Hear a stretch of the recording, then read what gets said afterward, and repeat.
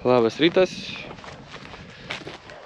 Šiandien einam pasižiūrėti, kaip atrodo mūsų kai kurie laukai. Pradedam apžiūrą nuo žieminių miežių laukelio. Sėtas tas laukas yra rugpjūčio 31 dieną. Štai kaip jis atrodo. Čia valstybinės kiaulės vėl pasileidę buvo. Truputį pakniso. Sukniso reikalus.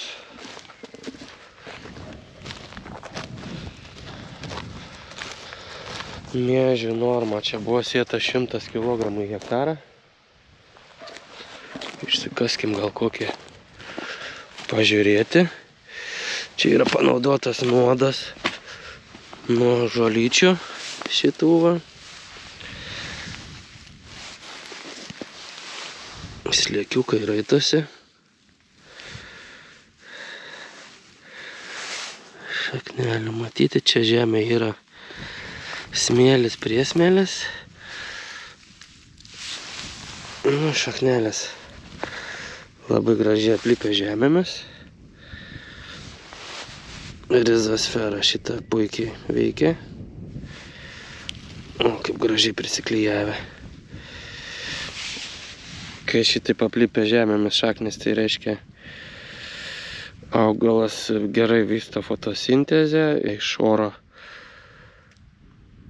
anglį. Paverčia į to, vadinkim, skysto cukrum, eksudatais ir per šaknis kartu su mikroorganizmais tie eksudatai prisisiurbia prie mineralų. Ir tirpina tos mineralus tiesiog ir mikroorganizmai duoda augalui, šeimininkui. Ir jam reikalingų maisto medžiagų. Tikrai labai gražiai aplipę. Dabar čia jau krūmimasi fazė. Kiek čia jau iš vieno matome išsikrūmė 1, 2, 3, 4. Kitas silpniau. Sliekų yra viens kits. Aiškiai matyti, kad čia smėlis, žvyras. Šiaip nemažai žolyčių šį rudenį pas mane čia laukuose prižėlė. Gal dėl to, kad mažai augalinių liekanų ant paviršiaus. Kažkaip jos labai pradėjo greičiau suirti. Tai reiškia, kad tikriausiai mikroorganizmai gerai jaučiasi ir tas visas liekanas vartoja. Nu, visaip čia yra ir rečiau, ir tankiau. Aišku, norėtųsi pasėlę šiek tiek galbūt tankesnė, kad nebūtų tų tuščių vietų tokių. Einam dabar keliuką, pažiūrėsim, kaip atrodo tarpiniai pasėliai. Nu, čia atrodo.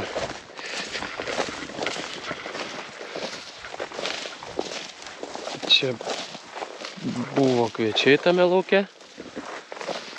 Ir iškart po jo derliaus nuėmimo buvo pasėti šitas tarpinių augalų miksas. Ir šitą miksę buvo, kas buvo? Ridikai, grikiai, linai, gausiažiedė svidrė, turėtų būti facelijos, yra vikių.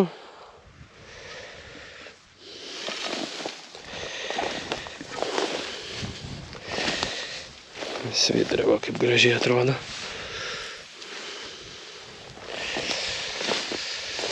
Kaip kokiam ploteliai, vienoje vietoje labiau vieni augalai įkimba geriau jaučiasi, kitoje vietoje kiti. Štai rugiagėlė, bet jos nesėjau. Vikiai. Turėjo būti dar ir dvispalvės orgo ir sudanžolės hybridas. Siūzi pavadinimu. Bet gal jau nunyko, nes buvo šalnelio. Ai, taipogi aviža yra. Avižėlė. Rugiagelio centaurėja. Likai. Labai svarbu, kad mišiniai būtų ne mažiau 4 skirtingų, ne tai kad augalų, o skirtingų augalų šeimų augalai. Ir tada susidaro kaip ir kvorumas ir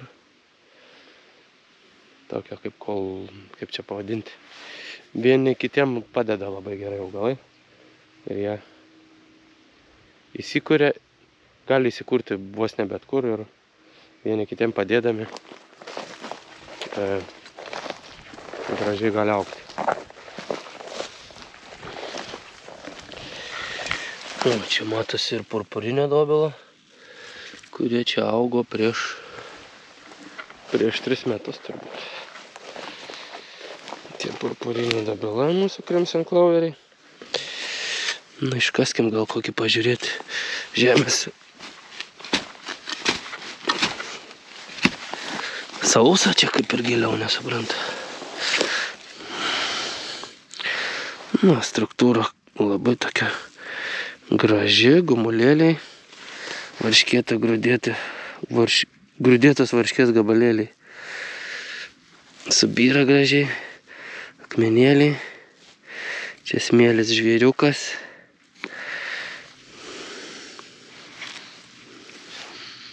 Sausa šiaip. Nors vis palyja čia, bet tie keli milimetrai nieko nesudarė.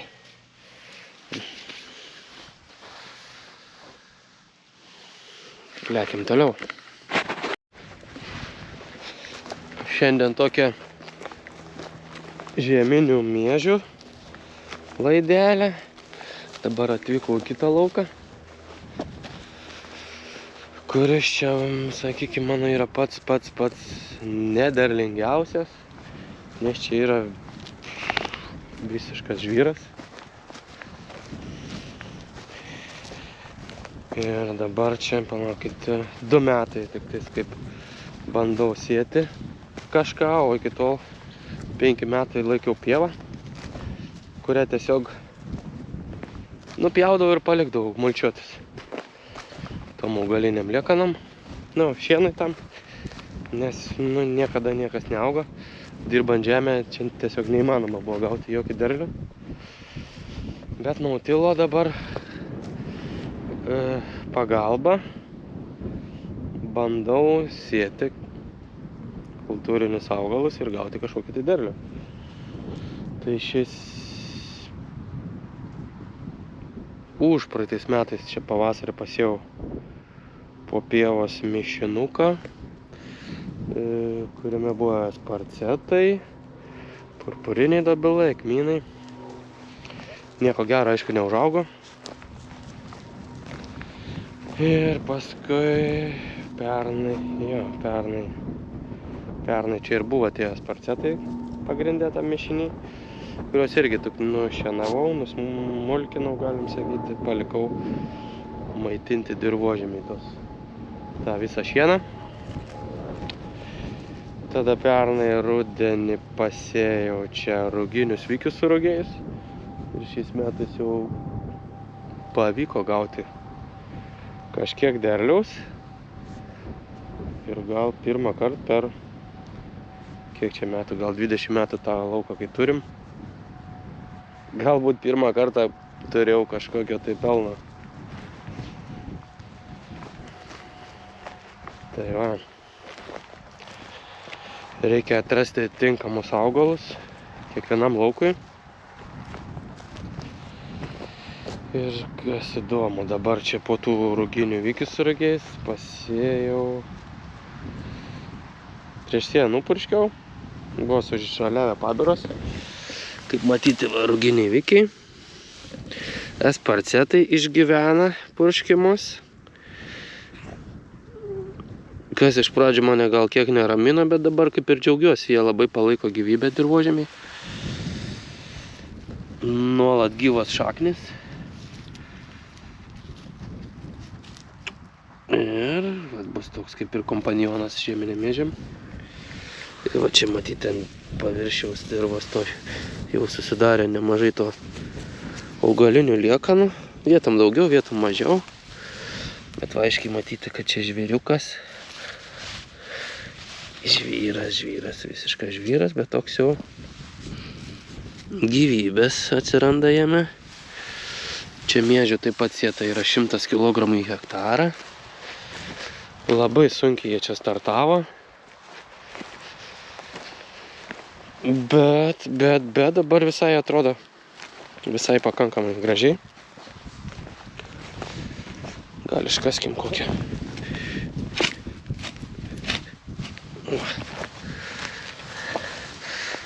Pažiūrėti, kaip įdomiai atrodo tas žvyras. Toks porus. Oi, karvytė ėda miežius.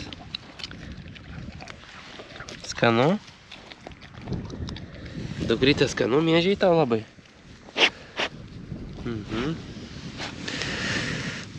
Oi, kiek šaknų. Ką tai reiškia? Ką tai reiškia? Tai kad labai gerai vyksta ta visa absorbcija, kaip čia vadinas. Oho. Nu, nerealiai, reiškia, per šaknis paduodama daug eksudato ir tiesiog jie tirpina mineralus ir mikroorganizmai atneša į augalą reikiamas maisto medžiagas. Ir ką tai dar reiškia, kad netgi žvyrė visuose tuose akmenėliuose, didesniuose, mažesniuose, yra visų reikiamų maisto medžiagų augti augalams.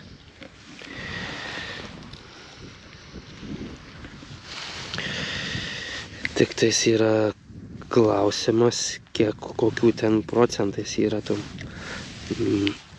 mikro-makro elementą. Bandžiau domėtis, daug skaičiau, ieškojau informacijos, bet nėra aiškiai niekur parašyta, kiek čia ko yra, nes labai skirtingi visi tie akmenėliai, jų ten rūšių, porūšių begalė yra. Kaip ir bandžiau surasti vienodų akmenėlių, bet kad tų vienodų akmenėlių realiai nerandu. Jie tik tais gal kažkiek panašus, bet visi yra skirtingi, kaip ir žmonės. Tai va, visko čia yra. Klausimas kiek ir ilgam. Saldžiai kvepia. Saldžiai kvepia, žvėriukas gražus. Nu, man patinka vaizdas jau dabar. Prieš 2 savaitės čia buvau, tai labai liūdnokai atrodė. Bet dabar atrodo daug geriau. Miežiukai auga, krūmijasi, tai paplatėja krūmeliai ir užsipildo labiau. Kai buvo tik vienas lapelis, čia vienas, čia kitas, atrodė labai skurdžiai. Bet dabar čia vienas krūmelis, kitas krūmelis, kitas. Ir pilnėja. Ir užsipildys visas laukas. Aišku, čia stebuklų neužaugs, bet galbūt įvyks stebuklas ir 2 metai iš eilės mes turėsim galbūt kažkokio bent minimalaus pelno. Galima, aišku, būtų tą žvyrą kasti, bet negalima.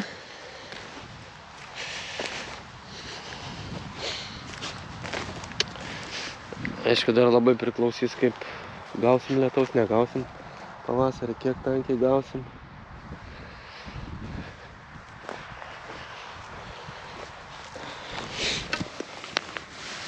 Štai koks mineralas. Daugiausiai yra silicio. Silicio žemėje mūsų daugiausiai yra. O granulių pagranuliavo gyvūnėliai. Karvutė. Šiaip laukiniai gyvūnai duoda naudos. Jie patrešia. Esparcetas labai gražus, galim pabandyti iškasti esparcetą. O, per visą kastuvėlį sukišau. Ir esparceto šaknis labai tvirtai laikosi. Nu, nekasiu aš jau. Gaila bus išrauti. O štai ir lubinas, kurį sėjau kartu su miežiu. Turėjau sėklytės užsilikusias. Karvytė, ką tu ėdi? Čia šudukai stirnų. Neėsk, fui kaka. Einam.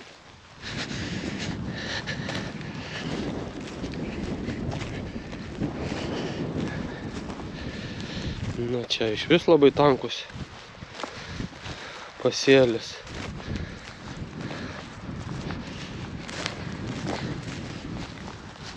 Labai turbūt tankumas priklauso nuo to, kiek šliūžų buvo galbūt toj vietoj.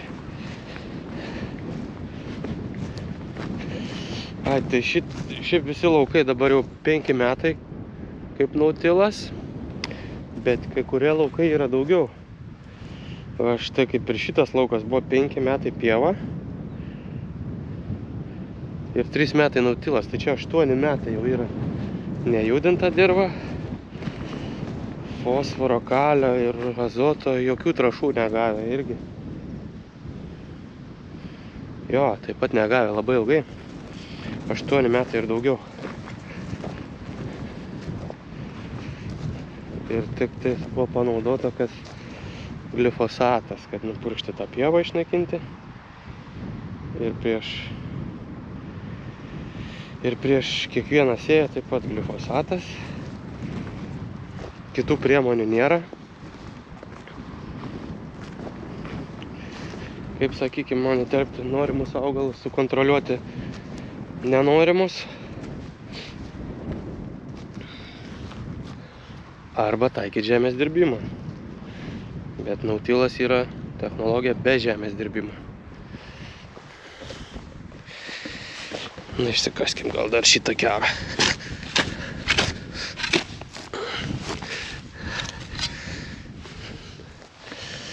Šiaip labai noriu pasidžiaugti, kad prenumeratorių mano kanalo vis daugėja. Po truputį, bet daugėja. Nors atrodo, nieko čia įdomaus neparodau. Bet turbūt yra vis tiek aktualu. Įdomu kai kam. Kaip galima ūkininkauti ne pagal cheminės tas technologijas visas padarytas agrochemikų. Dar reikėtų paminėti, kad jau 5 metai nebenaudoju jokio cheminio beico.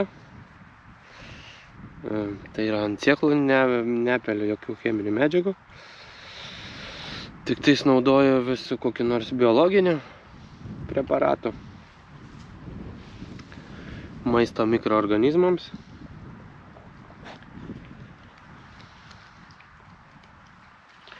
Ir prieš 5 metus, kai jau atsisakiau tų cheminių beicų, man sakydavo, kad oi, bus blogai. Beicas cheminis yra tarsi draudimas, apsidraudimas nuo derliaus netekimo. Pamatysi, vieną dieną gali būti, kad neturėsi derliaus ir taip toliau ir taip toliau. Nežinau, esu ir anksčiau nenaudojęs, buvo nenaudodavom to beicą ir nėra buvę, kad neturėtume derliaus. Čia šitas turbūt mitas yra sugalvotas chemikų arba prie tam tikrų cheminių technologijų. Tas beicas ir galbūt yra būtinas,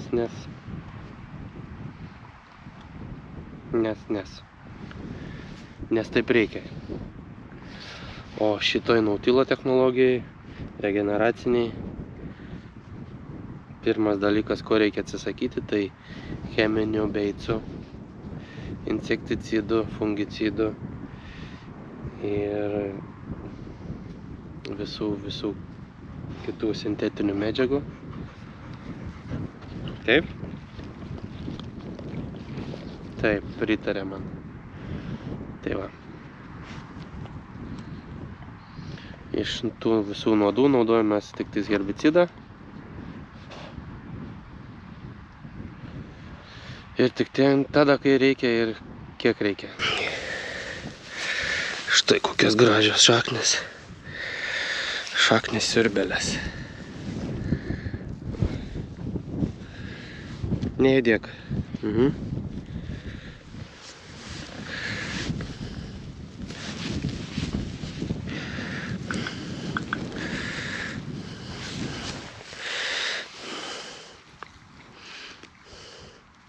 Šiaip būtų labai džiugu, jeigu daugiau užduotumėte klausimų. Tada galėčiau daugiau papasakoti. O dabar tik papasakoju, kiek pats šauna į galvą. Labai nemėgstu kartotis. Bet galbūt reikėtų čia kartoti tokius dalykus. Bet jeigu paklaustumėte, patemptumėte už liežuvę, tada galėčiau daug daugiau pasakyti.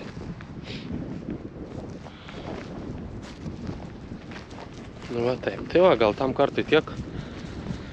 Kitą dieną apžvelgsiu kitus laukus. Gal Vikių labiau temą paliesti reikia. Šiandien žieminiai miežiai labiau. Ačiū, kad žiūrit, prenumeruojat, užduodat klausimus, dedat patiktukus. Ate.